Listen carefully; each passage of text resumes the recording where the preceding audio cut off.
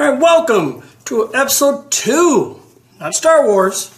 All right, we're not starting the Clone Wars or anything like that, but episode 2 on our series on how to grow your archery events. This week we're going to talk about crafting your message, which in marketing is called your USP.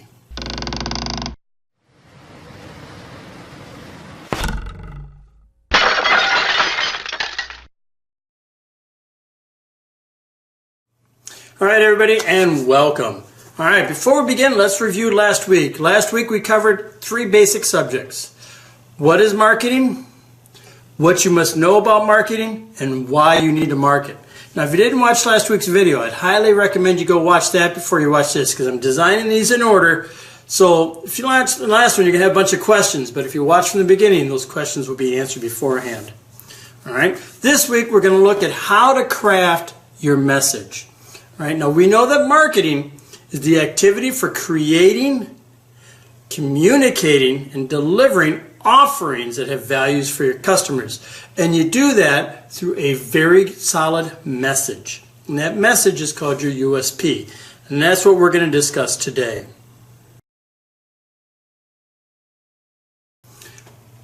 USP, the unique selling point, and other people call it a unique selling proposition. Whichever version you like, go with. I use unique selling proposition, unique selling point interchangeably. Right? So what is a USP? A unique selling proposition is essentially your answer to the question, why should anybody come to your event? A good USP is important because a good USP will set your event apart from other people's. Right? It will define how people see your event, and most importantly for you, it will help you stay focused on what you got to do.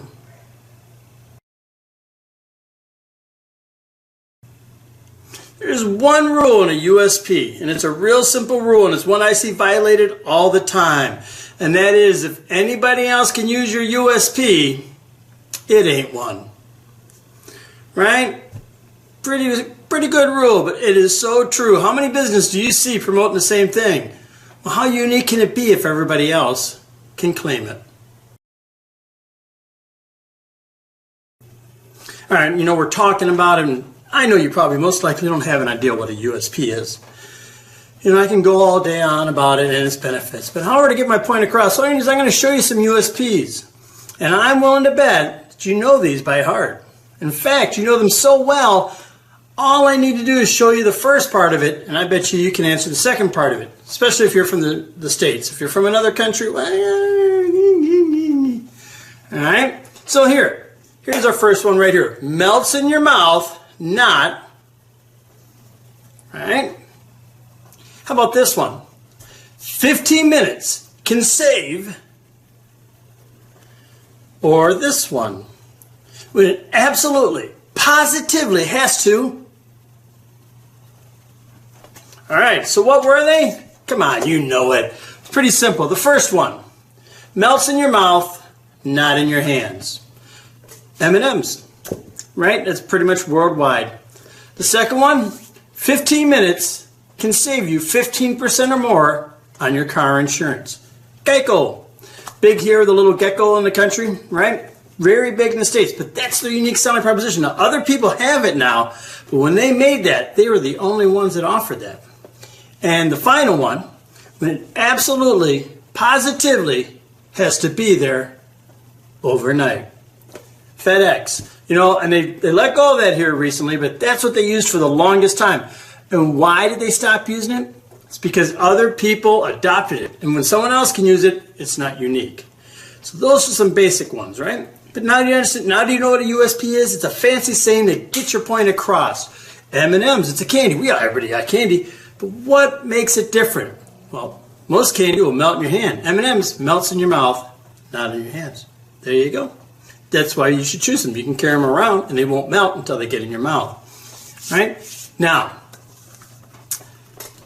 I can say the USP, or show you the symbol, and you can probably say the USP. All right?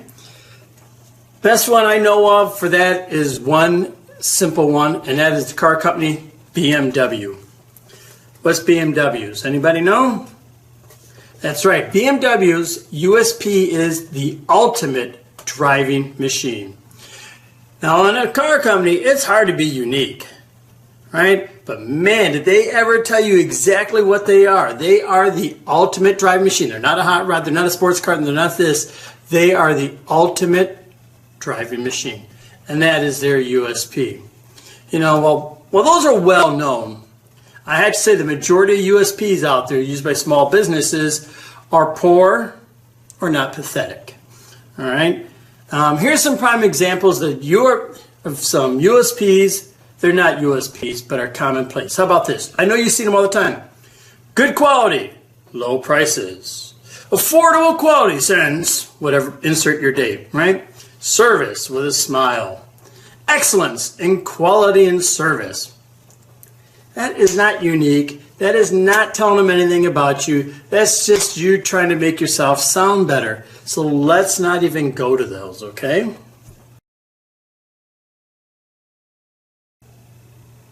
All right, now that we got an idea of what is USP, what should have a USP, right? Now, there's only two things that really need a USP, and they have to be separate. One is your organization or your club. You need one for that club to tell everybody what you do, what's special about you, and why they should come to you. And the other one is an event. Don't use your club's USP for an event. That's not good. That's bad. So two things you got to have. One for your club and one for your event. All right, now we got all the what's and whys out of the way. We're going to talk about how to craft your USP.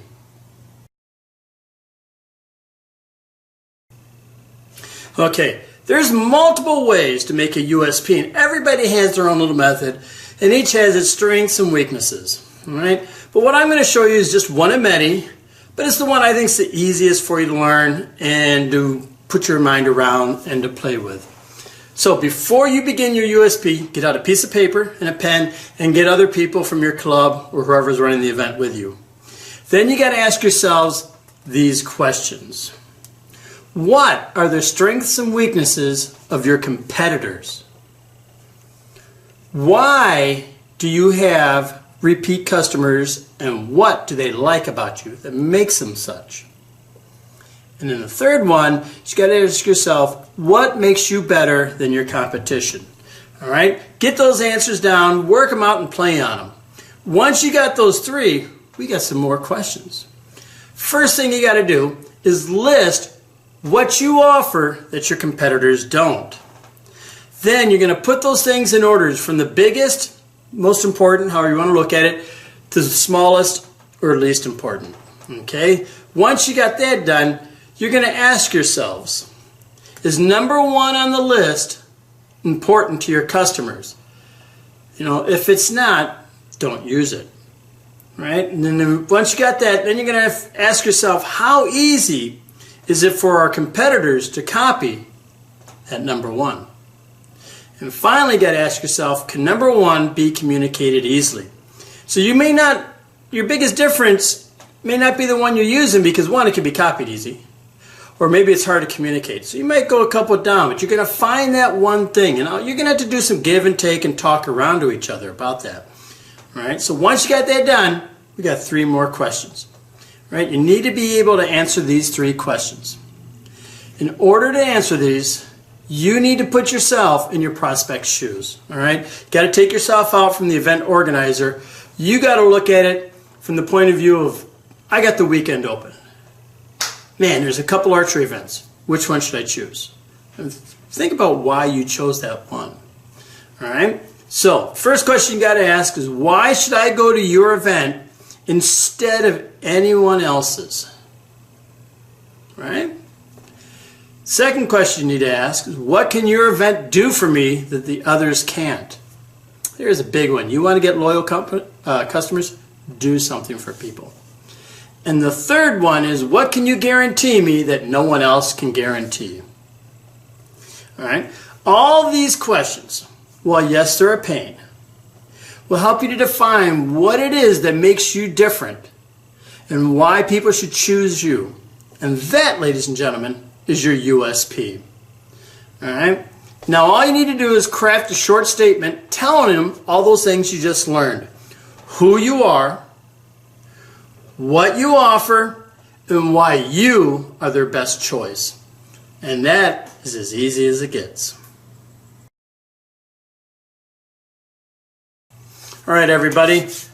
That's it. That's how you craft a USP. I know it's very short, but you just got to play with it. And the more you play with it, you're going to find out you get better at it. You know, you might do a USP, then try another one, and you'll finally get one that you all agree on and like.